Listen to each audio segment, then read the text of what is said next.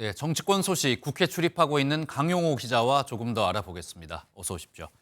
일단 지금 여의도 밖에 있지만 가장 주목을 받는 정치인 이준석 전 대표가 아닐까 싶습니다. 이번 주말에 이준석계 회동이 있었다고 하는데 어떤 분위기였습니까? 네, 천하용인으로 불리는 이준석계 네 사람에 대한 얘기인데요. 네. 그제 김용태 전 국민의힘 최고위원은 SNS에 이준석 대표와 만난 사진과 함께 앞으로의 작전이 이해가 갑니다라는 글을 올렸습니다. 김 전 최고위원뿐만 아니라 허은하 의원, 천하람 순천갑 당협위원장, 이기인 경기도의회 의원도 비슷한 시점에 각각 의미심장한 글을 올리며 주목을 받았습니다.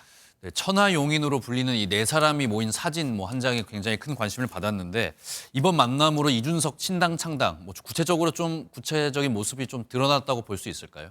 네, 이번 회동에서 이 전 대표는 신당 창당 계획 등을 구체적으로 설명한 것으로 알려졌는데요. 네. 신당 창당의 뜻을 모은 건 아니지만 천하용인 모두 이 전 대표의 계획과 방향성에는 공감한 것으로 전해집니다. 또 이 전 대표가 신당 합류와 관련해 소통 중인 현역 의원들의 명단도 공유했다고 하는데요. 이 전 대표는 국민의힘 현역 의원 중에도 동참할 사람이 있다고 말해왔습니다. 이 전 대표의 말이 사실이라면 국민의힘으로서는 신경을 쓰지 않을 수 없을 것 같습니다. 네, 이준석 대표는 신당 창당을 준비를 하고 있는데 국민의힘 혁신위는 혁신위대로 혁신안을 계속 내놓고 있습니다. 이 다음 혁신안은 좀 어떤 내용이 나올 것으로 보입니까? 네, 이르면 오늘 혁신위는 3호 혁신안을 당 최고위원회의에 보고할 예정인데요. 네. 3호 혁신안은 비례대표 명부 당선권에 청년 몫은 50% 할당하고 5세 지역의 청년 전략 지역구를 설정하는 내용을 담고 있습니다. 하지만 안건이 상정되더라도 수용될지는 미지수라는 게 전반적인 관측입니다. 혁신위는 앞서 1, 2호안 혁신안을 발표했지만 이준석 전 대표와 홍준표 대구시장에 대한 사면을 담은 1호안만 수용된 상태입니다.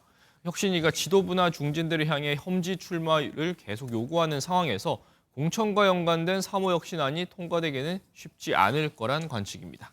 네, 방금 말씀하신 것처럼 인류한 혁신위원장이 혁신안을 계속 발표는 하고 있지만 지도부가 수용은 하지 않고 있는 이런 상황인 것 아니겠습니까? 인류한 혁신위원장 이런 상황에서 광폭 행보를 계속 보이고 있죠. 네, 말씀하신 대로 인 위원장 혁신위 제안을 수용하라며 당 지도부와 중진들이 향해 연일 거침없는 언행을 이어가고 있는데요. 여당을 향한 언행만큼이나 야당과의 소통 행보도 주목을 받고 있습니다. 지난 9일과 10일 야당 소속의 김영록 전남지사와 강기정 광주시장을 면담해 여야 간 소통 문제나 5.18 헌법 수록 문제 등 다양한 현안을 논의했습니다. 인 위원장의 광폭 행보에 혁신위원장이 아니라 비대위원장 같다 이런 말도 나오고 있는데요. 총선을 이끌어야 할 김비연 대표의 주목도가 너무 떨어진다. 혁신위의 험지 출마 요구가 대통령 측근들을 위한 지역구 비워주기가 아니냐는 비판도 제기되는 상황입니다. 네, 이번에는 민주당 소식도 한번 짚어보겠습니다. 이 조국 전 장관의 행보에 많은 관심이 쏠리고 있는데 민주당 내부 분위기는 좀 어떻습니까? 네, 앞서 리포트에서도 보셨지만 어제 민주당 기자회견에서도 관련한 얘기가 나왔습니다. 네. 요약하면 당과 소통이 없어서 조 전 장관이 어떻게 할지 모른다. 민주당의 피해는 안 줄 걸로 본다는 건데요. 속내는 복잡해 보입니다.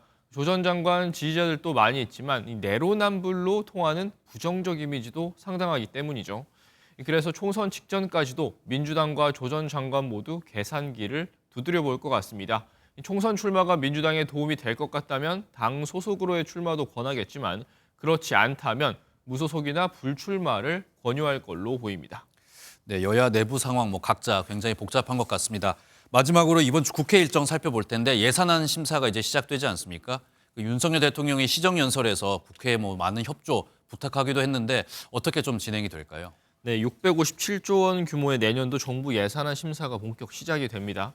국회 예산결산특별위원회는 오늘부터 각각 닷새 간의 감액 심사와 증액 심사를 벌인 뒤 오는 30일 의결을 목표로 하고 있습니다. 다음 달 2일인 예산안 처리 법정 기한을 지키지 못할 거란 전망 벌써부터 나오는데요. 민주당은 법무부나 감사원 등의 업무 추진비 예산 삭감을 벼르고 있지만 정부 여당은 꼭 필요한 경비라며 반발하고 있습니다. 반면 R&D, 새만금 사업 예산 등에 있어선 민주당은 증액을, 정부 여당은 삭감을 주장하고 있는데요. 민주당이 오는 30일 이동관 방통위원장에 대한 탄핵안도 재발의하기로 한 만큼 여야 간 강대강 대치가 불가피할 전망입니다. 네, 오늘 말씀 여기까지 듣겠습니다. 지금까지 정치부 강용호 기자였습니다.